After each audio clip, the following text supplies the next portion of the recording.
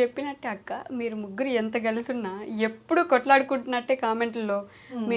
మీ ముగ్గురికి fan base ఒక వైపు ఉంటే ఇంకో సైడ్ నెగిటివ్గా అబ్బే వీళ్ళు ఏదో గొడవలు పెట్టుకుంటున్నారు, లోపల లోపల జరుగుతున్నాయి అంటుంటారు. మరి ఎలా ఫీల్ అవుతుంటారు వీటి గురించి? దానికి నేను ఆన్సర్ ఇస్తా. కావని నేను చెప్పాను, కంప్లీట్ గా గొడవలేం లేవని కూడా చెప్పా. అట్లా అని చెప్పి ఫుల్ కొట్లాడుకుని ఏదో గుద్దుకున్నట్టు కదా, సింపుల్ చిన్న చిన్న ఇంట్లో ఉంటాయి కదా, అట్లాంటి మిస్అండర్స్టాండింగ్స్ మాకు కూడా ఉంటాయి. మళ్ళీ అంతే జల్దీ కొట్లాడుకుంటాం, అంతే జల్దీ కలిసిపోతారు. చిన్న చిన్న కొట్లాడలు అంటే దేనికి? చాక్లెట్లు, బిస్కెట్లు జస్ట్ అట్లా టైం పాస్ కాక అట్లా మేము ఫైటింగ్ చేసుకుంటాం, మళ్ళీ ఒక గంట తర్వాత కలిసిపోతాం. అంటే కొట్లాటలు గిట్ట కాదు, అదే జస్ట్ మిస్అండర్స్టాండింగ్స్, చిన్న చిన్న మిస్అండర్స్టాండింగ్. అవి అయితేనే ఇంకా బాండింగ్ అనేది ఇంకా స్టిక్ అవుతుంది. కాబట్టి అప్పుడప్పుడు అట్లా కావాలా డిష్ తాకని. అంతేనా? దిష్టి తాగుతుందా? కాదు శైలి గారు, వీళ్ళిద్దరు అంటే చాలా ఇయర్స్ నుంచి బాండ్ పెంచేసుకున్నారు. మీరు రీసెంట్గా ఒక 3 సంవత్సరాలు ఏమో అవుతున్నట్టుంది దగ్గర. సో మీకేమైనా వీళ్ళిద్దరు కావాలని కొంచెం దూరం పెడుతున్నట్టు ఏమైనా అనిపిస్తుంది? ఏం లేదు, ముగ్గురం ఒకటే లాగా. పర్లేదు, వీళ్ళిద్దరు కొంచెం చూడరు నిజం ఏం లేదు. చెప్పు శైలు. లేదు అట్లా అట్లా ఏం ఉండము కూడా. ఇప్పుడు ఈ రోజు నార్మల్ గా ఇంటర్వ్యూ అనుకున్నాం, సడన్లీ ఫిక్స్ చేసినాం. నేను ఇప్పుడు వాళ్ళకి 1 అవర్ ముందే చెప్పిన, 4:30కి చెప్పిన పోయేది ఉందే రెడీ అండి అని. అసలు ఏడికక్క అసలు ఎందుకని రెడీ అండి అని చెప్పిన, అంతే కథం రెడీ అయిపోయి వచ్చేసి. ఇక్కడికి వచ్చినాక తెలిసింది వీళ్ళకి బి ఉందని చెప్పేసి. అంత అండర్స్టాండింగ్ ఉంటది మాది. జనాలు అనుకునేటోళ్ళు అనుకున్నా కూడా. అయినా మనకి 99% బ్యాడ్ కామెంట్స్ కానీ నెగిటివ్ కామెంట్స్ రావు. 1% ఎవరో ఇక ఉంటారు కదా, కొంచెం వాళ్ళకి మసాలా రుద్దుతేనే, కొంచెం గొడవలు పెడితేనే కొంచెం హ్యాపీగా ఉంటది కామెంట్స్ వల్ల. సో అట్లాంటి వాళ్ళకి మనం ఆన్సర్ ఇవ్వాల్సిన అవసరం గిట్ట లేదు. మనం ఏంటో మనకు తెలిసినప్పుడు మనం సమాజానికి అది చిన్న 1% వాళ్ళకి అసలుకే ఇవ్వద్దు ఆన్సర్స్. సో మేము అందుకని ఆన్సర్ ఇవ్వం. కామెంట్స్ చూసుకుంటాం, సైలెంట్ కూర్చుంటాం, అంతే, పట్టించుకో. మీరైనా డిస్కస్ చేసుకుంటారు ఇంట్లో కూర్చొని? ఎందుకంటే అసలు ఆ టాపిక్ వెళ్ళలేదు మా మధ్యలో ఉండనప్పుడు, ఆ టాపిక్ ఎందుకని వేస్ట్ ఆఫ్ టైం అని చెప్పేసి. కాదు గౌతమి అక్క, ఈ మధ్య కొన్ని రోజుల క్రితం వ్లాగ్స్ చేయడం ఆపేశారు. మీరు అసలు కనిపించట్లేదు, పైననే ఉంటున్నారు శామ్తో పాటు, కిందకు కూడా రావట్లేదు. కింద వాళ్ళకి పైన వాళ్ళకి ఏదో గొడవ అయింది అక్క, మీరు ఎందుకు కనిపించట్లేదు? వాళ్ళు అట్లా అనుకుంటున్నారు కదరా, మనకు తెలుసు. ఇప్పుడు పైన ఫస్ట్ ఫ్లోర్ లోనే మొత్తము బిజినెస్ అనేది అక్కడ స్టార్ట్ అయిపోయింది. కరెక్ట్. ఇప్పుడు ఏమైందంటే ఒకప్పుడు ఉల్టా ఉండే, నేను మొత్తం అమ్మ వాళ్ళ ఇంట్లో ఉంటుండే, ఇప్పుడు అమ్మ వాళ్ళు మొత్తం నా ఇంట్లో ఉంటున్నారు. ఇప్పుడు మేమందరం కలిసి ఇంకొక థర్డ్ స్టెప్ ఏంటంటే మళ్ళీ అందరం కలిసి 3rd ఫ్లోర్ లో ఉంటున్నాం, ఇంకొక రూమ్ లా మొత్తం పైన ఉంటున్నాం. అసలు అది ఎవరికి తెలియదు కదా. అప్పుడంటే వీడియోస్ చేస్తుండే కాబట్టి మనం ఏడున్నామని క్లారిటీగా తెలుస్తుండే. ఇప్పుడు మొత్తం వీడియోసే క్లోజ్ అంటే వర్క్ లో బిజీ అయిపోయి వీడియోస్ చేస్తలేం కాబట్టి వాళ్ళకి క్లారిటీగా తెలుస్తలేదు.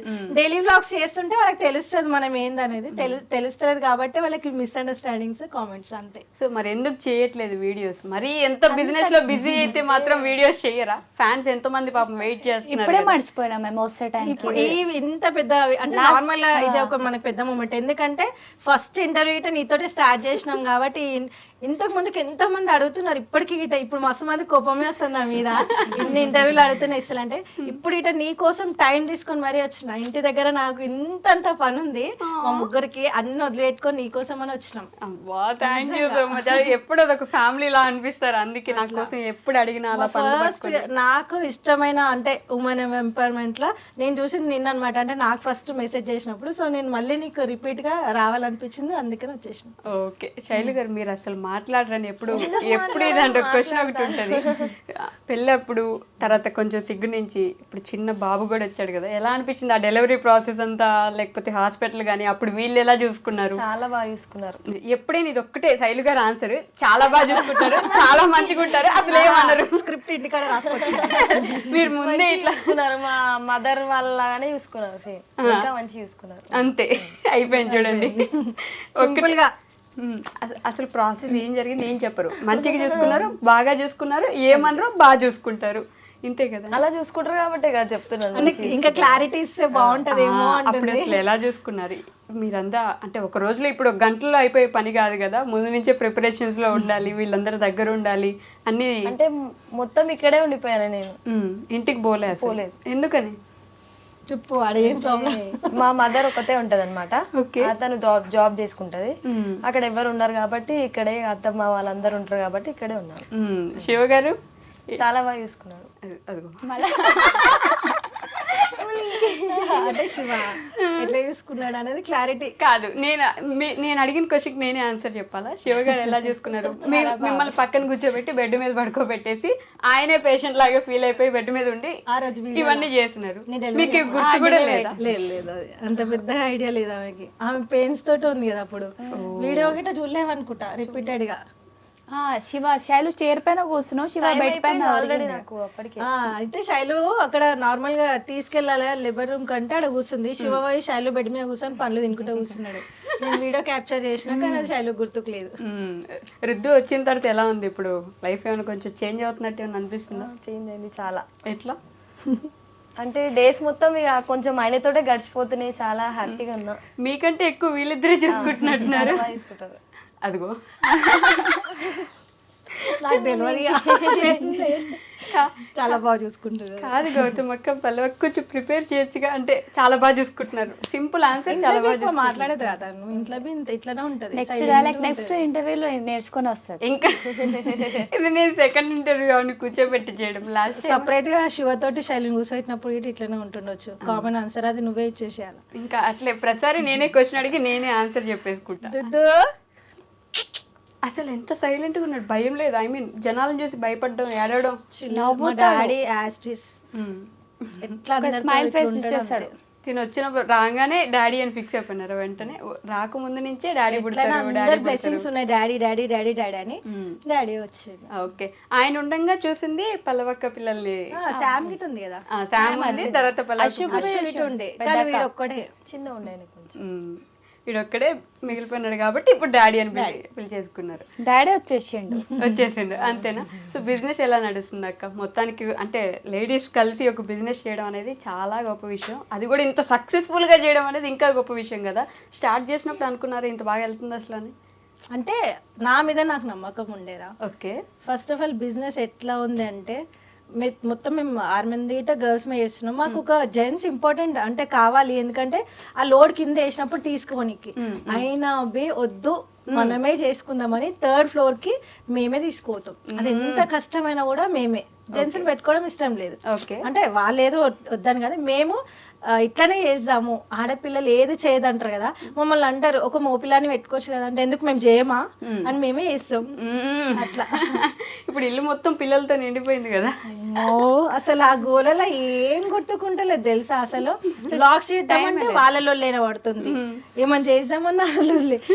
మొన్న వీళ్ళకి వాకర్స్ అవి తీసుకురావడానికి వెళ్ళినా బ్లాగ్ స్టార్ట్ చేసిన ఇలా లొల్లికి ఇంట్రెస్ట్ కాస్త దొబ్బి సైలెంట్ మర్చిపోయి వీళ్ళతో టొర్రడమే అయిపోతుంది. సో బ్లాగ్స్ అట్లా ఒకటి బిజినెస్ పరంగా కొంచెం దూరం పెట్టాల్సి వస్తుంది.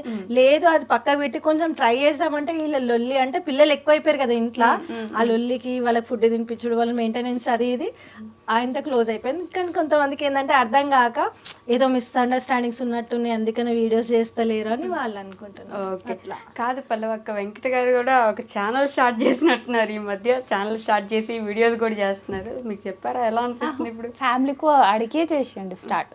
ఇంకా తెలుగు ప్రాపర్ గా వచ్చినట్లేదు కదా. ఇది pure half Telangana language. Pure half Telangana language, half అటు ఎటో పోతున్నట్టుంది. ఇంకా కూడా ఇట్లా నేర్చుకోవాలా కొంత. ఇట్లా నేర్చుకోవాలి. మిమ్మల్ని ఎందుకు ఇంటర్వ్యూ చేయలేదు మరి వెంకట్ గారు? ఇంకా అడగలేదు. అడిగిండు, నేను ఈ రోజు అన్నాడు తెలిసి. ఇప్పుడు ఎడిగొత్తారంటే ఇట్లా వెళ్తున్నట్టే అమ్మా కానీ వైశ్య దగ్గర కనగా ఉరుకుతున్నారు కదా ఇద్దరు అంటున్నా. మీ ఛానల్లో వద్దనుకున్నారా మీరు? అంటే ఇప్పుడు వద్దు, తర్వాత తీసుకుందాం మెల్లగా అనుకున్నావు.